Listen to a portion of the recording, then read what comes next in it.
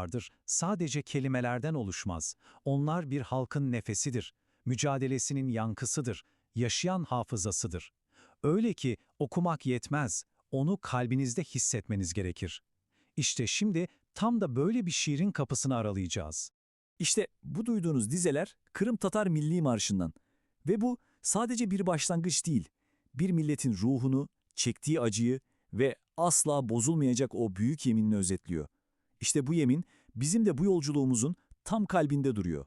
Peki nasıl olur da tek bir şiir bütün bunları sırtlayabilir?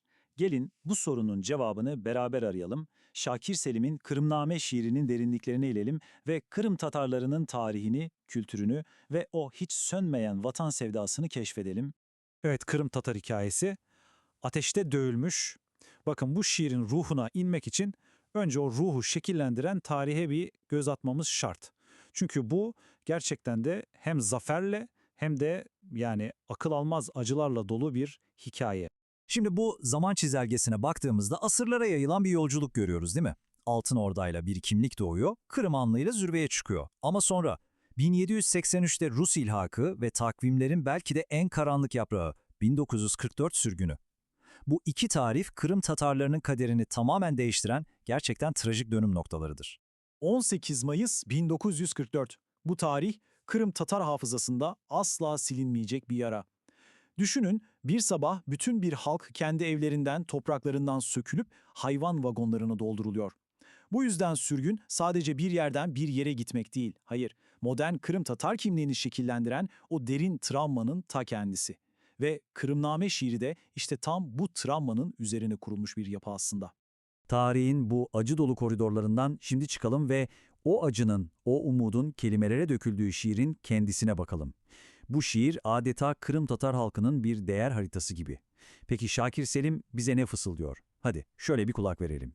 Şiir daha ilk mısrasında sizi yakalıyor. "Ey vatandaş!" diye sesleniyor. Bakın, bu sadece bir sesleniş değil, çok daha derin bir şey. Adeta bir varoluş sorgulaması. Vatan öyle bir değer ki uğruna ateşe girilir, can verilir. Hatta şiire göre dünyaya geliş amacınızın ta kendisi budur.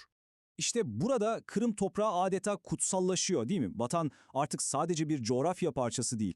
Ataların kanıyla sulanmış, her bir ağacının yaprağında milletin ruhunu taşıyan, sanki canlı, nefes alan bir varlığa dönüşüyor. İşte bu inancın bir adı var, atalar kültü. Yani atalara duyulan o derin saygı var ya, işte o saygı onların yaşadığı, savunduğu toprakları kutsal bir mekana dönüştürüyor. Bu yüzden Kırım Tatarları için vatan, hani tapusu olan bir arsa gibi değil, hayır, atalardan devralınan manevi bir miras. Dolayısıyla toprağı savunmak sadece bugünü değil, ataların mirasını ve gelecek nesillerin hakkını da savunmak anlamına geliyor. Peki bu vatan sevgisi nasıl somutlaşıyor? İşte burada direnişin sembolleri devreye giriyor. Şiir bize bu sembolleri de tek tek anlatıyor. Hadi gelin şimdi onlara bakalım. İşte bakın, karşınızda tarak damga. Bu sadece bir şekil değil, bir sembolden çok daha ötesi. Kırım Hanlığı'nın, Giray Hanedanı'nın gücünü simgeliyor. Asırlara yayılan o köklü kimliği, o sürekliliği temsil ediyor. Sanki bir devletin kalbine vurulmuş bir mühür gibi. Ve şiir ne diyor?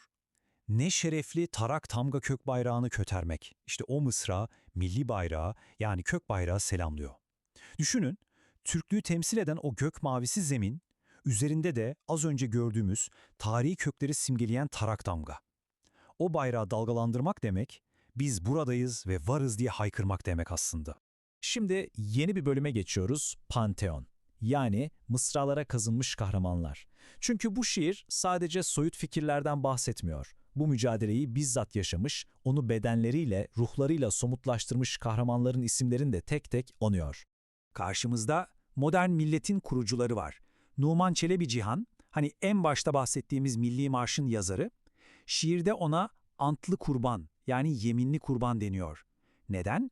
Çünkü o, ettiği yeminin uğruna canını verdi. Yanında Cafer Seydahmet ve Ahmet Özenbaşlı gibi yine milli kimlik için savaşmış çok önemli liderler var. Bunlar hareketin temel taşları.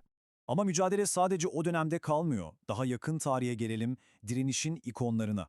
Mesela Musa Mahmut, 1978'de ailesi evinden zorla atılınca bunu protesto etmek için kendini yakıyor ve Kırım'ın ebedi meşalesi oluyor.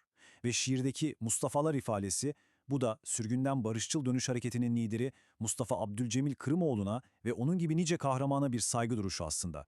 İşte şiir bütün bu kahramanların ruhunu tek bir mısrayla özetliyor aslında. Cehennemden geçseler de vatanım deptınmadı. Yani cehennemden bile geçseler vatanım demekten asla susmadılar, vazgeçmediler.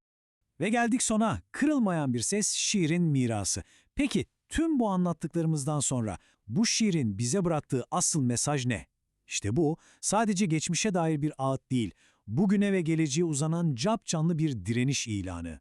Şiirin son dizeleri bütün bu mücadelenin nihai hedefini, en büyük özlemi o kadar güzel anlatıyor ki.